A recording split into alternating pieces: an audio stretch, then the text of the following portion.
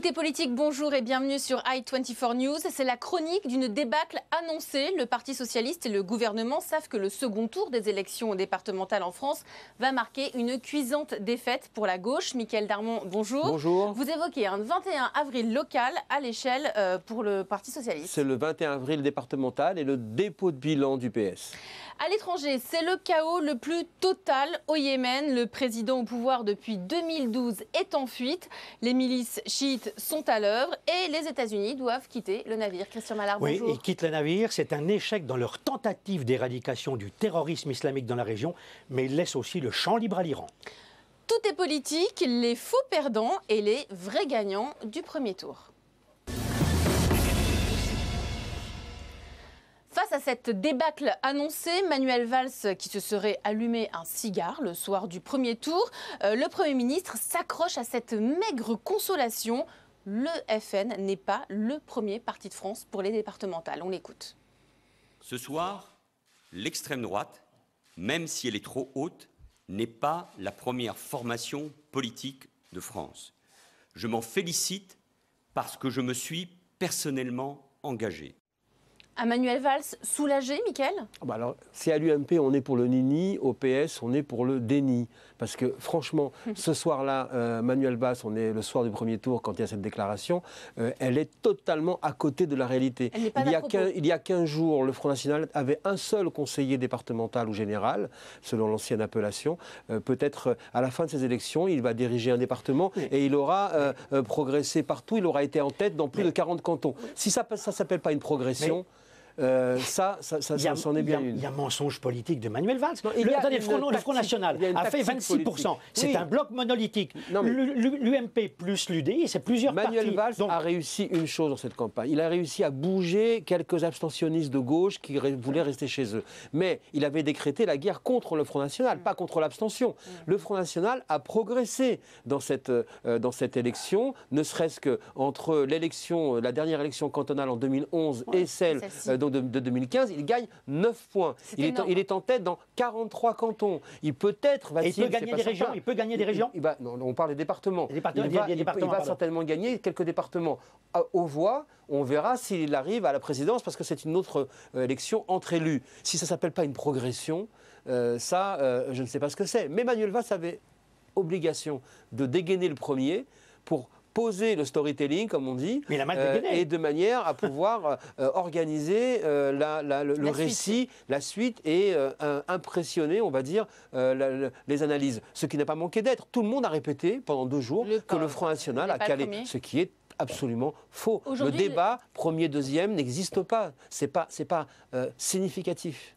Et aujourd'hui, il le regrette d'avoir dit ça. Il a conscience que c'est un déni, comme vous dites ? Non, pas du tout. Manuel Valls n'est pas homme à dire je regrette, je me suis trompé et je m'en culpe. Au contraire, il maintient que c'était la bonne stratégie. Il ne pouvait pas en avoir d'autres parce que la gauche ne l'écoute pas.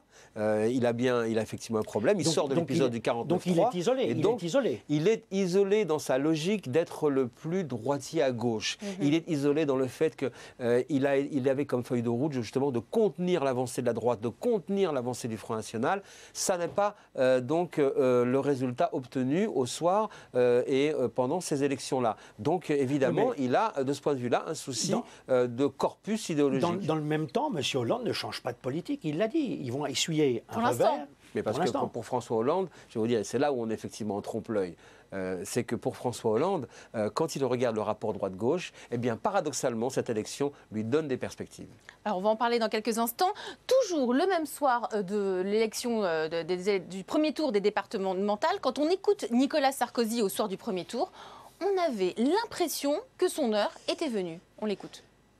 Si nos compatriotes se sont massivement détournés de la gauche, c'est parce qu'ils ont le sentiment que depuis 3 ans, on ne cesse de leur mentir. L'UMP, tous ses dirigeants sans exception, tous ses membres, vont consacrer toute leur énergie à renforcer la mobilisation pour le 2e tour de dimanche prochain. Mes chers compatriotes, l'alternance est en marche, rien ne l'arrêtera. Alors là, Mickaël, là, sa stratégie, c'est quoi? On n'est pas dans le déni? La stratégie, c'est l'école des fans, tout le monde a gagné. Ce soir-là, Nicolas Sarkozy dit j'ai gagné, je lance à partir de là ma première victoire donc, depuis que je suis revenu à la tête de l'UMP et j'entame ma conquête présidentielle. Alors, excusez-moi, là aussi on est en trompe-l'œil parce que... L'alternance est en marche, rien ne l'arrêtera, c'est un vœu pieux. C'est un vœu de politique, il fait son travail de politique. Le problème, c'est que ça ne correspond pas non plus à la réalité. Il a dit l'UMP, mais c'est l'UMP avec l'UDI. L'UMP sans l'UDI ne fait pas du tout ce même score-là. Et même le MoDem, ils ont ajouté le MoDem. Et ils sont obligés même d'ajouter le MoDem. Toute la semaine, Nicolas Sarkozy l'a passé flanqué de Jean-Christophe Lagarde. Le patron de l'UDI, son nouvel ami. Parce que sinon, il sait très bien qu'il ne fait pas le score. Et qu'il fait moins que Jean-François Copé tout seul au municipal. De ce point de vue-là, quand on regarde le résultat, donc UMP-UDI, par rapport au dernier scrutin des européennes, également, l'UMP ne fait pas mieux et ne fait pas un score. Donc il n'y a pas un réel effet Nicolas Sarkozy sur ces élections-là. Il y a tout simplement la continuité de la poussée de l'avancée locale de la droite. Souvenez-vous, au municipal, alors que le parti se déchirait au sommet entre Copé et Fillon, les responsables locaux gagnaient des villes, donc ils n'ont pas eu besoin d'avoir une direction à Paris organisée pour gagner. Donc il y a cette poussée. Et deuxièmement, on vit également la grande alternance territoriale. Pendant des années, le Parti socialiste a eu les collectivités locales, n'avait pas le pays, c'est-à-dire en termes de pouvoir national. Aujourd'hui, c'est l'inverse. Le PS a le pays, le pouvoir national. La droite s'installe aux commandes du local, ce qui ne veut pas dire que l'alternance de l'Élysée est en marche. Sarkozy a retrouvé une forme d'énergie nouvelle pour le combat, parce qu'on le disait, un peu dépité, qu'il en avait ras-le-bol et tout. Il a retrouvé, avec ce socle-là, il retrouve une capacité à dérouler un récit. Mais la réalité politique est beaucoup plus compliquée parce que le fait qu'il ne puisse pas s'imposer hormis l'UDI va poser un problème de positionnement politique pour la primaire. Et Alain Juppé l'a bien compris, c'est l'alliance de la droite et du centre qui le fait gagner. Or, Nicolas Sarkozy est plus pour la droitisation, on l'a vu d'ailleurs durant la campagne, du propos. Donc finalement, à droite, on a réussi à faire des alliances, mais à gauche, il n'y a rien du tout. À gauche, il faudra tirer les leçons de ce suicide politique. Mais est-ce qu'il peut y avoir une grande alliance de la gauche avec les Verts c'est ce à quoi maintenant s'emploie François Hollande, parce que les leçons qu'il tire de ce scrutin, c'est que le PS tout seul fait 22%. Il ne fait pas l'affaire. Il fait, pardonnez-moi, 22%. Ça veut dire qu'il est pratiquement, en termes de campagne présidentielle, à touche-touche avec le Front National ou peut-être l'UMP. Donc le message que va envoyer François Hollande après ces élections, c'est « je suis incontournable ». Et ça rebat les cartes, notamment vis-à-vis des partenaires à gauche, même avec le Front de gauche. En particulier avec Cécile Duflot et avec les Europe Écologie Les Verts. Pas avec Mélenchon. Mélenchon, il est hors cadre. Il est hors course. Allez, tout est politique. Hors cadre. Bon, on en reparlera lors d'un prochain Tout est politique. Retour sur le chaos au Yémen avec vous, Christian Mallard. Les soldats américains ont quitté le Yémen. C'est un coup dur pour Washington qui se servait du Yémen comme base contre Al-Qaïda. Christian Mallard, ce petit État qui se trouve au sud de la péninsule arabique était un point d'appui, un point stratégique pour les Américains. Pourquoi est-ce que l'armée s'est-elle retirée? C'est un point d'appui dans la lutte antiterroriste, en particulier contre Al-Qaïda dans la péninsule arabique, dont je vous rappelle que les 2 membres ou 3 membres qui ont perpétré les attentats contre Charlie Hebdo étaient liés à Al-Qaïda, à la péninsule arabique. Donc, si vous voulez, les Américains sont partis déjà, ils ont fui leur ambassade, ils viennent d'en retirer leurs armées spéciales, les forces spéciales qui étaient sur place, une centaine d'hommes, et ils laissent se dérouler sur le terrain la montée en puissance de ce groupe, de ces milices chiites qu'on appelle les Houthis, et qui sont inféodés à l'Iran, et qui sont même entraînés sur le terrain par le Hezbollah iranien qui est sur place avec un certain nombre d'instructeurs.